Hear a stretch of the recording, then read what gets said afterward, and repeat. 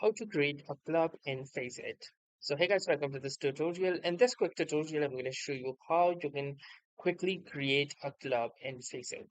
So whether it's competitive gaming or just casual team player, FACEIT is one of the best platforms out there for the same, and especially if you are playing Cisco. And in here, if you wish to create a club, then let me show you how to do that. First, head on to faceit.com and make sure you are inside the home. And then you will see at the left hand side this option of create a club. Click onto this, and then if you want, you can create an organizer or simply choose your account as the organizer. You can name yourself something and then the game for which you are doing that. If you're doing it for CS2, you can simply choose CS2. Or if you are using some another game, let's say like Brawl Star, Clash Royale, or maybe something else, maybe Valorant, then you can choose the same. Then you can simply choose your region from your European Union, North America, South America, Southeast America, and OCE as well. Then, once you are done with that, you can click onto this create button and you can see that your particular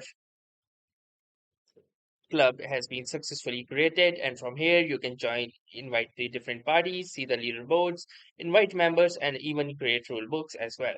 So that was all for this tutorial. Thanks for watching and have a nice day.